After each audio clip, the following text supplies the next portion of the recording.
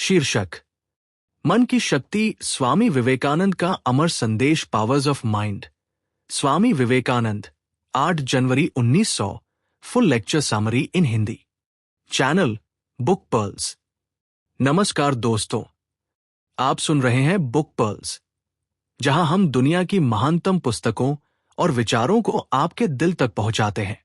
आज हम लेकर आए हैं एक ऐसा व्याख्यान जिसने अनगिनत आत्माओं को जागृत किया।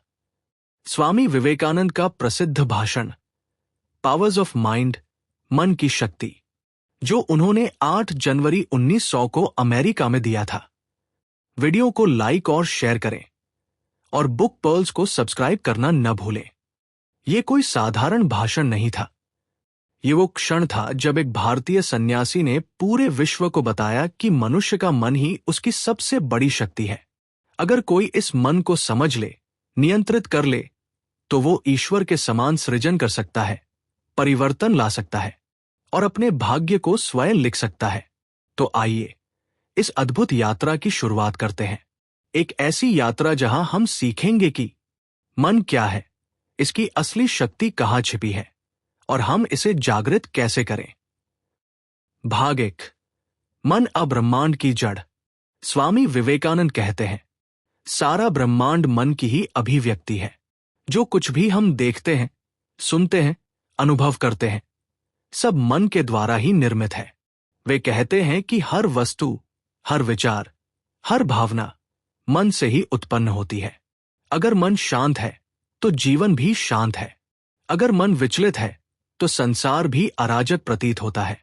इसलिए विवेकानंद का पहला संदेश है, मन को जानो, क्योंकि मन ही तुम्हारा संसार है।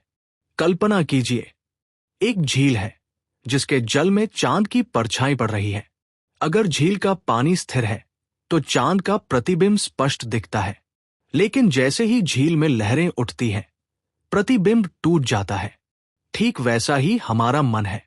जब यह शांत होता है तो सत्य का दर्शन होता है, और जब यह अस्थिर होता है तो भ्रम पैदा होता है। स्वामी जी कहते हैं, मनुष्य अपने मन से बांधा हुआ है और मन से ही मुक्त भी हो सकता है। इसलिए अगर मन को नियंत्रित करना सीख लिया जाए तो जीवन के हर क्षेत्र में सफलता संभव है, चाहे वो आध्यात्मिक हो या भौतिक। भाग 2। मन की अदृश्य शक्ति। स्वामी विवेकानंद मन की तुलना बिजली से करते हैं। वे कहते हैं, जिस प्रकार बिजली हर वस्तु में है, परंतु उसे प्रकट करने के लिए साधन चाहिए, उसी प्रकार मन की शक्ति हर मनुष्य में है, पर उसे उपयोग में लाने के लिए प्रशिक्षण चाहिए। वे कहते हैं कि अधिकांश लोग अपने मन का केवल एक छोटा सा हिस्सा ही उपयोग करते हैं। बाकी 90% शक्ति सोई रहती है, अनजानी, अनछुई। और जो व्यक्ति इस शक्ति को जगाना सीख लेता है, वही समाज को बदल देता है। उन्होंने उदाहरण दिया, एक व्यक्ति जिसने अपने मन को केंद्रित करने की कला सीख ली, वो किसी भी कार्य में असंभव को संभव बना सकता है, क्योंकि concentration is the essence of all knowledge, यानी एकाग्रता ही ज्ञान का सार है। भाग 3। एकाग्रता मन की सबसे बड़ी शक्ति। स्वामी विवेकानंद ने अपने जीवन में बार बार कहा, अगर मैं अपने पूरे मन को किसी एक कार्य में लगा दूं, तो मैं एक दिन में वही कर सकता हूं जो औरों को महीनों लगते हैं। वे समझाते हैं कि एकाग्र मन ही सफलता का आधार है। हमारा मन एक बंदर की तरह है, एक विचार से दूसरे विचार पर कूदता रहता है। जब तक यह नियंत्रित नहीं होता, हम कुछ भी हासिल नहीं कर सकते। उन्होंने कहा, जो व्यक्ति अपने मन को रोक नहीं सकता, वह जीवन में कुछ भी नहीं कर सकता, और जिसने इसे साध लिया, उसके लिए कोई भी लक्ष्य असंभव नहीं। विवेकानंद एक सुंदर उदाहरण देते हैं।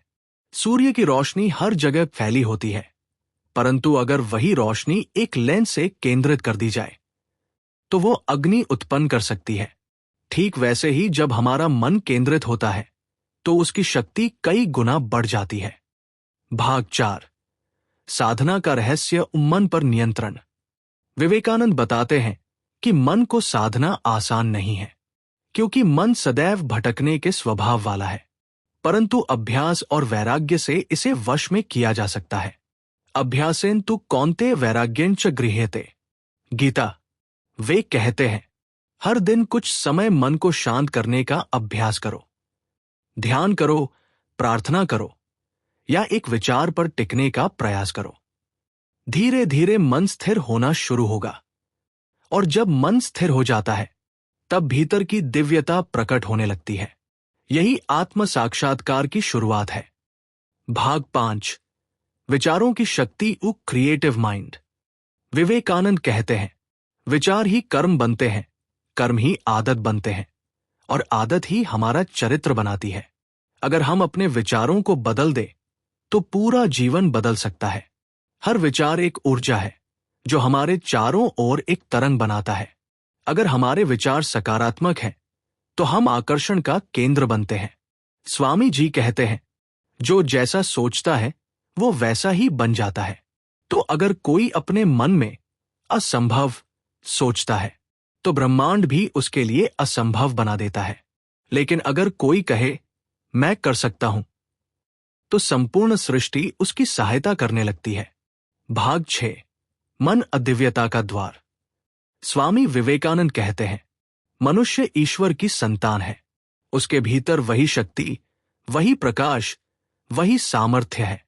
बस उसे जगाने की आवश्यकता है। वे समझाते हैं कि मन केवल विचारों का स्रोत नहीं है, बल्कि ये दिव्यता का द्वार भी है। जिस क्षण कोई मनुष्य अपने मन को पूर्ण रूप से नियंत्रित कर लेता है, वो अपनी सीमाओं को पार कर जाता है। तब वह केवल एक जीव नहीं रहता, वह एक सृजनकर्ता बन जाता है। विवेकानंद ने कहा था, the powers of the mind are like rays of light dissipated, when they are concentrated they illumine. यानी मन की शक्तियां बिखरी हुई रोशनी की तरह है। जैसे ही वे एकत्रित होती है, प्रकाश फैल जाता है। वे कहते हैं कि हर व्यक्ति के भीतर वही शक्ति है जिससे बुद्ध ने ज्ञान पाया, जिससे यीशु ने प्रेम फैलाया और जिससे अर्जुन ने आत्मविश्वास पाया। बस फर्क इतना है, उन्होंने अपने मन को साध लिया था। भाग 7, आत्मनियंत्रण की पराकाष्ठा। स्वामी जी कहते हैं, जो अपने ऊपर शासन नहीं कर सकता वो दूसरों पर शासन कैसे करेगा। ये वाक्य केवल राजनीतिक अर्थ में नहीं, बल्कि आध्यात्मिक रूप से भी अत्यंत गहरा है। हम अक्सर दुनिया को बदलना चाहते हैं, लोगों को सुधारना चाहते हैं, परंतु विवेकानंद कहते हैं, पहले स्वयं को जीतो। वह कहते हैं, अगर तुम अपने मन की इच्छाओं को जीत सकते हो तो तुम पूरे ब्रह्मांड को जीत सकते हो। यही है आत्मनियंत्रण का रहस्य। स्वामी विवेकानंद के अनुसार मन पर नियंत्रण ही सच्ची स्वतंत्रता है। वह कहते हैं कि बाहरी स्वतंत्रता तभी टिकेगी जब भीतर का मन स्वतंत्र होगा। भाग 8, मन का प्रशिक्षण, अभ्यास की आवश्यकता। विवेकानंद कहते हैं, मन एक जंगली घोड़े की तरह है। अगर इसे अनुशासित न किया जाए तो ये हमें गिरा देगा। वे हमें बताते हैं कि मन को नियंत्रित करने के लिए 2 चीजें आवश्यक हैं, अभ्यास प्रैक्टिस और वैराग्य डिटैचमेंट। हर दिन कुछ मिनट अपने मन को एक बिंदु पर टिकाने का अभ्यास करें। यह कोई ध्यान हो सकता है, प्रार्थना हो सकती है, या केवल अपने श्वास पर ध्यान देना भी। धीरे धीरे मन के विचार शांत होने लगते हैं। वैराग्य का अर्थ है इच्छाओं को कम करना, उन चीजों से दूरी बनाना जो मन को अस्थिर करती है।